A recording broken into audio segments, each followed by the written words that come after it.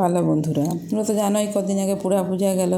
তো পুরা পূজার সময় দেখো সবাই তো পিঠা পায়েস সব খাইয়েছি, দুধ তো খরচ হয়নি, তার জন্য আরও দুধটা বাড়িয়ে গেছে। তা বলি তাহলে আরও কী করবো, ফ্রিজে রাখলে তো ফ্রিজে জড়ো হয়ে থাকবে, তার জন্য আরও চাঁচি খুঁজতে বসাই দিলাম। ভালো, ওইদিকে আমাদের মাছ বালাও চলে এসেছে।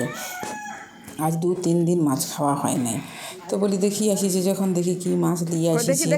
তো বাবা দেখি এইটা খালুইয়ে বেশ ভালো মাছ আছে, বেশ জ্যান্ত জ্যান্ত নদীর মাছ। আর এই তো জ্যান্ত নদীর মাছই নিয়ে আসে। আর তোমরা তো জানিয়ে গেছো যে আমরা নদীর মাছ ছাড়া খাইনি। তো আমি খালুইয়ের ভিতর হাত ঢুকে একটা মাছ পাইলাম, জানা মাছটার গা থেকে না একটা সবুজ সবুজ আভা যাচ্ছি। বলি এটা আবার কী মাছ? তো এই মাছটা কী মাছ যা বলতে বললো যে এটাকে নাকি বলে ভাঙন মাছ। তো রসিকতা করে চক্রবর্তী মশাই বলছে, না ভাঙন মাছ আমরা লুবো নি, আমরা গড়ন মাছ লুবো।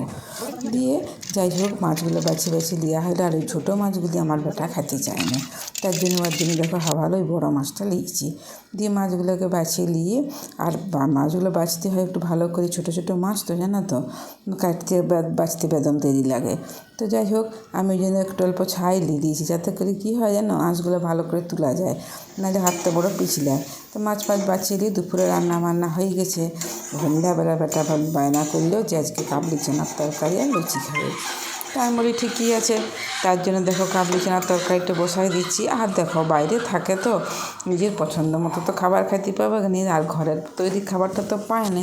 তাহলে আসে যখন যেটা বলে তখন সেটাকে বানাই দেওয়া হয় আর কি, ওই আবদারটুকু তো শুনতেই হবে। তো দেখো কাবলি চানাটাকে ভালো করে আমি কষাই নিয়েছি, আর দেখিছো দেখতেও কত সুন্দর লাগছে। দিয়ে এবার আমি জল ঢালি দিলাম। এবার এটা ফুটতে থাকুক। আর অল্প ফুটে গেছে, ফুটে যাওয়ার পরে দেখো আমি একটুখানি কস্তুরি মেথি দিয়ে দিয়েছি। এরপর একটু ফুটলেই আমার চানার তরকারিটা হয়ে যাবে। ভালো, এই চানার তরকারি হয়ে গেছে। এবার আমি দিয়ে দিলাম 2 রকমের মিশানো আটা আর ময়দা মিশাই আমি লুচি করে দিয়ে দিচ্ছি অল্প একটু নুন, আর দিয়ে দিচ্ছি তেল। দিয়ে ভালো করে এটাকে মিশাই নিতে হবে গোটা আটাটার সঙ্গে। মিশাই দিয়ে আর এটাকে মাখিয়ে নিচ্ছি। মাখিয়ে আর দেখো সবটা কিন্তু পুরো লেচিগুলোই কিন্তু আমি বেলবো না, কিছু কিছু লেচি বেলি আবার ভাজি, তারপর আবার একটু বেলি। একসঙ্গে সব লেচিগুলো বেলে নিলে তাহলে কী হয়, ভালো ফুলতে যায় না।